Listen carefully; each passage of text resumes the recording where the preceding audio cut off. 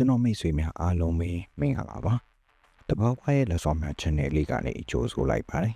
ဒီကနေ့ဝင်များသွားမယ့်အကြောင်းအရာလေးကတော့ရုံးရည်တည်ရဲ့အကျိုးအာနိသင်17မျိုးပဲဖြစ်ပါတယ်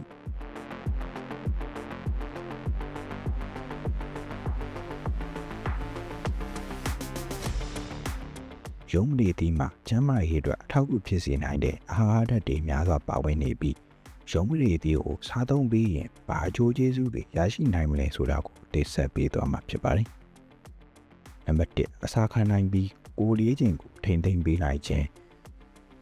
ရုံးရည်တည်မှာရေမှာပျော်ဝင်နိုင်တဲ့အမြင့်ဓာတ်တွေအများကြီးပါဝင်နေပါတယ်ဒီအမြင့်ဓာတ်တွေကဗိုက်ထဲရောက်တဲ့အခါမှာနေရာယူလိုက်တဲ့အတွက်ဗိုက်ပြည့်လွယ်စေပြီးခဏခဏဖိုက်စာတာမျိုးမဖြစ်အောင်တားဆီးပေးပါတယ်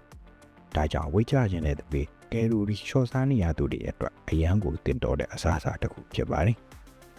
နံပါတ်2ပင်မနှမ်းနယ်မှုတံကိုတက်တာစေခြင်းဒီဘက်ခင်မှာအလုပ်တွေစိတ်ပီစီမှုတွေကြောင့်လူတိုင်းလူလိုပင်မနေတတ်ကြပါတယ်ရုပ်မရည်တီးစေလေးတွေမှာပါဝင်တဲ့ဓာတ်တိုးဆန့်ကျင်ပစ္စည်းတွေကအသေးသေးကဂလိုက်ကိုဂျင်ဆူဆောင်းမှုကိုတိုးမြင့်ပေးပါတယ်ဒီဂလိုက်ကိုဂျင်ဓာတ်ကခန္ဓာကိုယ်အတွက်လိုအပ်တဲ့စွမ်းရည်တွေကိုတူလောင်ပေးထားလို့မောဖနှမ်းနယ်မှုကိုခံနိုင်ရရှိပါတယ်စိတ်ကြရောဝေဒနာခံစားနေရသူတွေအတွက်လည်းအထူးကောင်းပါပါတယ်နံပါတ်3အစာရည်စနစ်ကိုကောင်းမွန်စေခြင်းအမြင်တွေကျွဲသွားတဲ့ရုံးမတွေတည်ရအစာရည်နဲ့ဦးလန်းချောင်းလှူရှာမှုကိုကောင်းမွန်စေပါတယ်ဝမ်းချိုတာလေးပွားတာအပိုင်းဟောင်းတာတွေကိုတတ်ထစေတဲ့ပြင်ဝမ်းလျှောတာတွေကိုလည်းကာကွယ်ပေးပါတယ်နောက်ပြီးခန္ဓာကိုယ်လေးကမကောင်းတဲ့ကိုလက်စထရောတွေကိုဖယ်ရှားပေးတယ်လို့တရားဓာတ်ဆုပ်ယူမှုကိုလည်းထိန်းချုပ်ပြီးလို့စီးကျိုသမားတွေအတွက်အထူးတင်လျော်ပါတယ်နံပါတ်4အမြင့်အာရုံကိုတိုးတက်ကောင်းမွန်စေခြင်းရုံးမတွေဒီမှာဗီတာမင် A နဲ့ဓာတ်တိုးဆန့်ကျင်ပစ္စည်းတွေကျွဲဝါသာပါဝင်ပါတယ်ဒါတွေကမျက်လုံးကြွယ်သားတွေပျက်စီးတာအတွင်းနေဖြစ်တာတွေကိုမဖြစ်အောင်ကာကွယ်ပေးနိုင်စွမ်းရှိပါတယ်ဖုန်းတွေကွန်ပျူတာအမြဲကြည့်နေရသူတွေအတွက်အထူးစားပေးနေပါတယ်နံပါတ်5အရေးပြားကိုကျန်းမာလာပါစေခြင်းရုံးမတွေဒီမှာပါတဲ့ဗီတာမင်နဲ့ဓာတ်တိုးဆန့်ကျင်ပစ္စည်းတွေကအနာကျက်မြန်စေပါတယ်ဝက်ချန်တွေအမာရွတ်တွေနဲ့အနာဘောကအရေးအကြောင်းတွေကိုတည်တည်တသာရောပါစေပြီးအရွယ်တင်လွတ်ပြိုစေပါတယ်နံပါတ်6ခိုးခံအားစနစ်ကိုမြင့်တင်ပေးခြင်းရုံးမတွေဒီမှာဗီတာမင် C အများပြားပါဝင်လို့သွေးဖြူဦးစေထုတ်လုပ်မှုကိုအားပေးပါတယ်ဒါကြောင့်ပြင်ပကယောဂပူမတွေဝင်ရောက်မလာအောင်ကိုယ်ခံအားစနစ်ကတတိုင်းကြီးတစ်ခုလိုကာကွယ်ပေးထားနိုင်ပါတယ်နံပါတ်9သွေးမောင်ချိန်ကိုကျဆင်းစေခြင်းပိုတက်ဆီယမ်ပါဝင်မှုကြောင့်ခန္ဓာကိုယ်တွင်းကဆိုဒီယမ်ပမာဏကိုထိန်းညှိပေးပါတယ်။သွေးကြောတွေကိုပြည့်ရောစေလို့သွေးတိုးသမားတွေအတွက်သွေးပေါင်ချိန်ကိုကျဆင်းစေပါတယ်။နှလုံးသွေးကြောစနစ်ကိုလည်းကျန်းမာစေပြီးသွေးကြောတွေကသွေးခဲပိတ်ဆို့နိုင်ခြေတွေကိုပါလျှော့ချပေးပါတယ်။နံပါတ်10အသေးယောဂကိုကာကွယ်ပေးခြင်း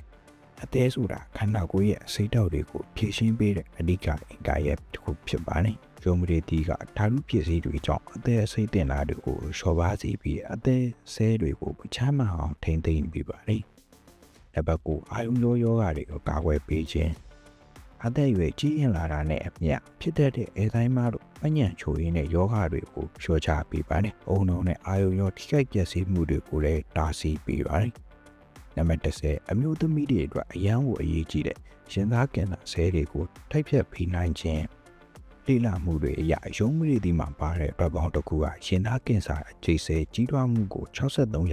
အထိချောချပေးနိုင်တယ်လို့ဆိုထားပါတယ်။အမျိုးသမီးရှိဦးမှာတဦးကရင်သားကင်ဆာခံစားနေရတဲ့ဒီဘက်ခင်မှာဒါဟာအရန်ကိုမှတည်ငောင်းတစ်ခုဒါကြောင့်အမျိုးသမီးတွေနေ့စဉ်ဟင်းနေရာတွေထဲမှာမပါမဖြစ်ထဲသွင်းစားသုံးပေးသင့်ပါတယ်။နံပါတ်7ဘဏ္ဍာရင်ကျယောဂကိုတက်တာစေခြင်းဗီတာမင် C ကျွဲဝမှုကြောင့်အသက်ရှူလမ်းကြောင်းဆိုင်ရာပြဿနာတွေကိုအထောက်အကူပြုပြီးရင်ကျက်ဝေဒနာတွေအတွက်များစွာအကျိုးပြုတယ်လို့သိရှိရပါတယ်။ရုံးမတွေတီကိုစားသုံးမယ်ဆိုရင်တတိထားရမယ့်အချက်တစ်ချက်ကရုံးမတွေတီမှာအောက်လီတစ်ပမာဏများစွာပါဝင်နေတာပဲဖြစ်ပါတယ်။အော်ရီတွေကတဲချီကြောက်တယ်တာနဲ့ကြောက်တဲ့ဝေဒနာခံစားနေရသူတွေကိုကြီးထွားလာစေပြီးယောဂအခြေအနေကိုထိုးလာစေပါတယ်။ရုံးမတွေတီကိုကြောစားတာကကိုလက်စထရောပမာဏကိုတိုးစေနိုင်တာကြောင့်ခန္ဓာကိုယ်ရဲ့ကိုလက်စထရောပမာဏကိုထိန်းညှိခြင်းနဲ့ဆိုရင်ရုံးမတွေတီကိုမကြောစားမိဖို့တော့တတိထားရမှာဖြစ်ပါတယ်။အားလုံးပဲကျန်းမာပျော်ရွှင်တဲ့နေ့ရက်တိုင်းကိုပိုင်ဆိုင်နိုင်ကြပါစေခင်ဗျာ။အားလုံးကျေးဇူးတင်ပါတယ်။